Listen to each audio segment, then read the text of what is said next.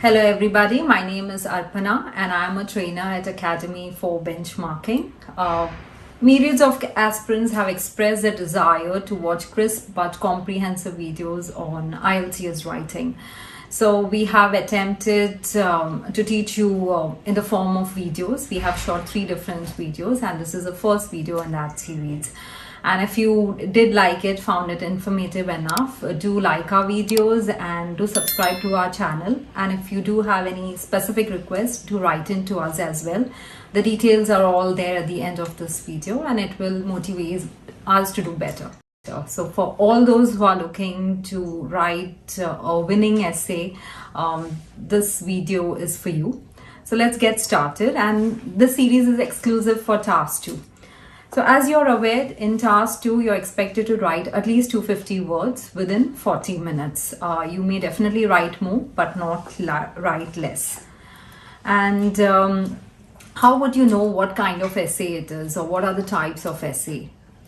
There are broadly 4 types of essays that come. The one is a one-sided or an opinion essay, one is a balanced approach or a discussion essay, and one is causes and effects, and one is problems and solutions. So these are different names given by different trainers. You don't have to worry about it, but the latter half of the question will actually indicate what type of essay you're looking at. And in one-sided essays, more often than not, you have the choice to choose which side to stick to, but keep to one side, do not digress to the other side. And some phrases which you should remember before you take on this endeavor to write an essay. You may ask me, why should I learn all the phrases to express an opinion? As it is, you're going to just write one essay. You have to understand that even in IELTS listening modules, you get to hear these phrases, and even in speaking, you can use a range of these phrases. So I recommend you memorize all these phrases and you acclimatize yourself into using them. So the very first one is, I completely agree, I wholeheartedly agree, I entirely disagree, I vehemently reckon, I opine that, I believe that, I'm of the view that, in my opinion, as per my point of view, I feel, I realize, I can see, I suppose, I believe, I imagine, I'm convinced, I suspect. That's it. So just remember them, so once in a while you can use them in your speaking as well. And then to consolidate your viewpoints. So these are good connectors. You can also call them as disclosed markers. So to link the reasons and the ideas correctly, you can use words like firstly, secondly, thirdly, and then when you add more pointers, you can add moreover, furthermore, in addition, additionally, also, for one thing, for another. You use for one thing, for another when you just want to give 2 reasons for a particular statement. And when you're moving on to another example or a different domain, you can use moving on to. And for ultimate exposition, you can use terms like finally, lastly, last but not the least. Okay. And then when you want to show contrast, or you want to say something contradicting your preceding statements, you may use phrases like, every coin has 2 sides. It is a double-edged sword, on one hand or the other hand. Having said that, that said, in contrast, contrarily, be it as it may, in spite of, despite. So there is one error that many candidates make. They say despite of. So that is wrong. You just say despite. However, yet, nevertheless, nonetheless, and then you have still, but, although, though, even though, and finally, notwithstanding. Learn their correct uses so your essay looks well compiled. And now for the conclusion. Again, when you write a conclusion, certain phrases have to be remembered. So the first one is to conclude, in conclusion, to summarize, to recapitulate, in summary, in a nutshell, all in all, and to sum up. And the last one is in a bird's eye view. So all these phrases, once you remember, it's easier for you to go about writing an essay. And then you have to understand where you are going to get marks and where the marks would be deducted. So the first assessment criteria is task achievement. You are answering specific to the question. You are not digressing from the topic. That is called task achievement. And then cohesion and coherence. Cohesion is you're linking the ideas correctly. They are not, your examples are not spread out in a haphazard manner. There is a proper linkage. And coherence is understanding. The reader is understanding the essay clearly, and you're able to express your point of view explicitly in your write-up. Grammatical range. So there is a range of active voice and passive voice, as well as simple, compound, and complex sentences. And the last one is lexical resource. Lexicon is a dictionary. So lexical resources, you're using a gamut of synonyms and efficacious words in your write-up. So the less repetitive and monotonous your essay looks, the better it is for you to get graded on all these 4 criteria. Now the place where marks are deducted. Firstly, for illegible handwriting. If your handwriting is incorrigible, you think you cannot improve your handwriting, do opt for computer-based tests. As it is, they don't expect you to change your handwriting. As long as it is readable, it is fine. Cursive handwriting is acceptable. And if it is really incorrigible, then better to go in for computer-based. There's no online test, okay? You cannot give IELTS tests from home as till date. It has never been allowed. The next one is digressing from the topic. The topic is something else, the question is something else, and you're digressing. You're just deviating from the main factor. So there again, marks could be deducted. And memorize sentences. So if you have learned the sentences from some passages on Wikipedia or on YouTube, and you just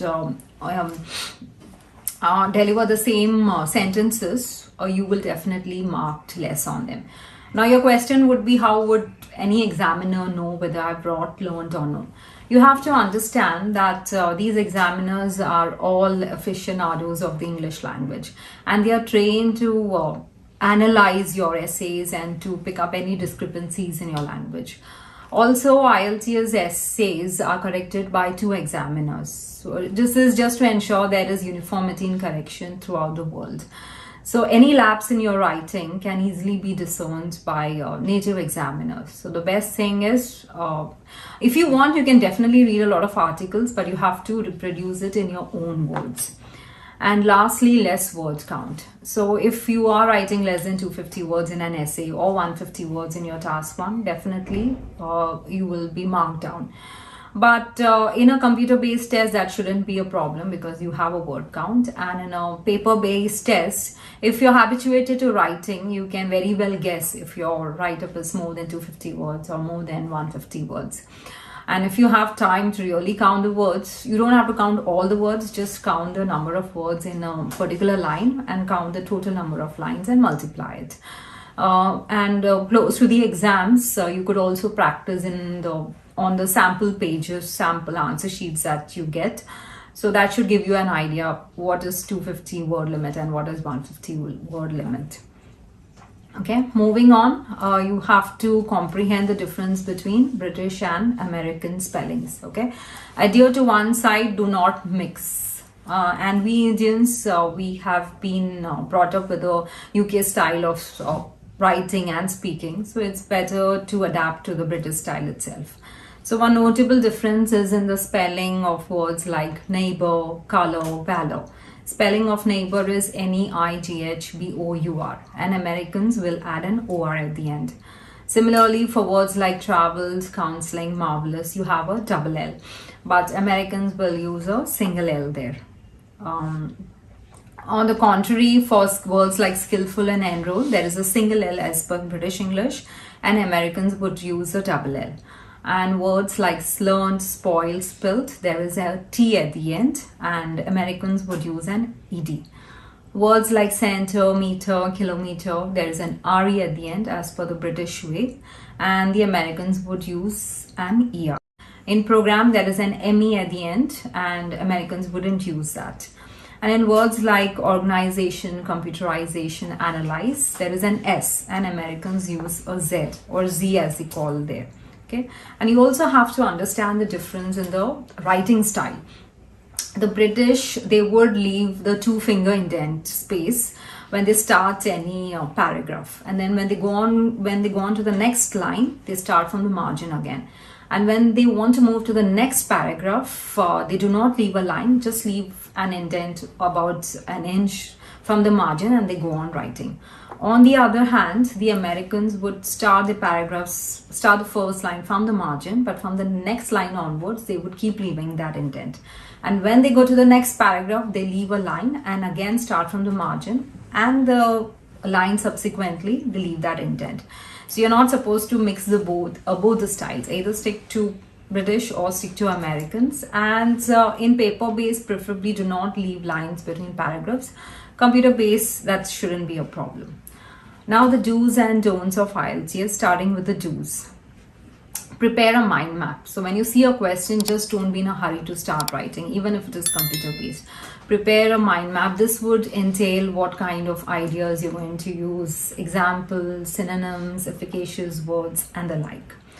And then do ensure that you use a good quality pencil and eraser. Pens are allowed, but in essay particularly, I recommend a good quality dark lead pencil.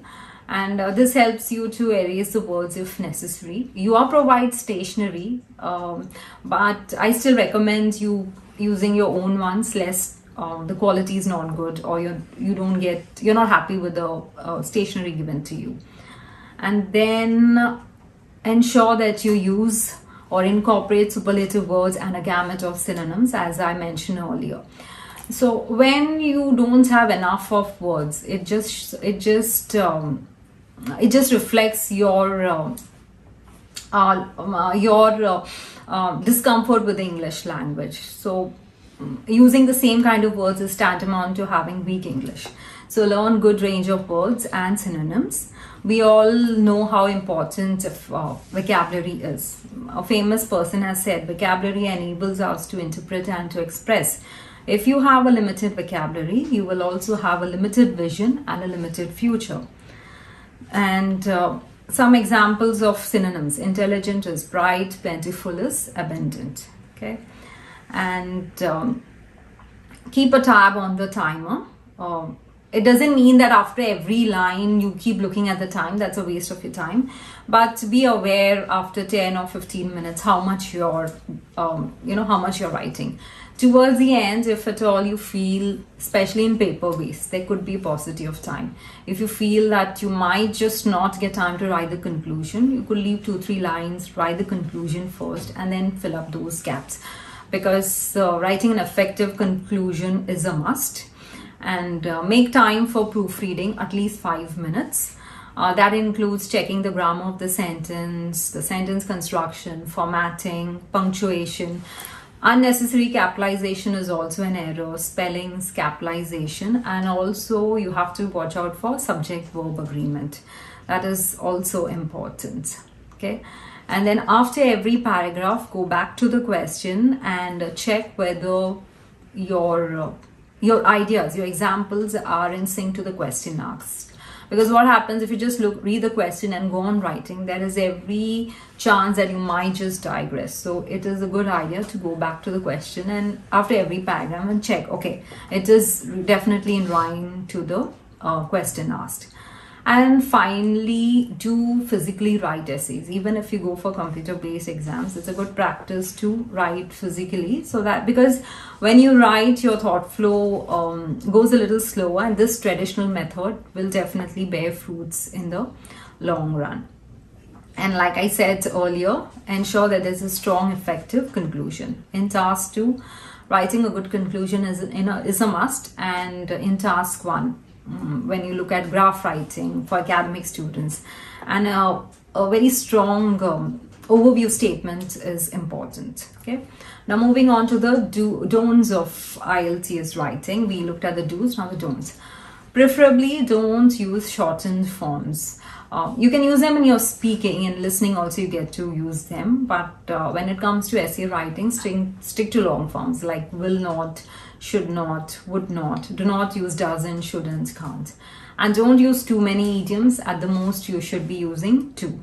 And do not go in for untouched words. What are untouched words? Words that you have never used in the past. You know the meanings, but you're not sure of how to use this. Use those. Don't go in for those words. So suppose there's a word like superfluous. It means more than necessary. So superfluous work, that's a wrong combination, but you can say superfluous hair, superfluous clothes. So you should know how to use them, and only when you're comfortable you should be using them in your essays. And do not use irrelevant quotes or proverbs. Just because I say go in for good quotes or proverbs doesn't mean that you just obtrude some irrelevant ones. It should make sense. And do not waste too much time in paraphrasing the topic sentence. Of course, paraphrasing is an important element of writing, but if you cannot think of synonyms, just probably change the voice or go in for some phrases and get going with the essay. Okay. And lastly, just don't get your essays evaluated. The reason is, when you see an essay which has no errors, no grammatical errors, no spelling mistakes, it doesn't mean you're going to get a band 7. So people think, okay, my essays don't show any mistakes, so probably I'm at 7 or I'm more than 7. It's not like that. You put yourself in the shoes of a 5th grader. He too can write good composition without any spelling mistakes or grammatical errors.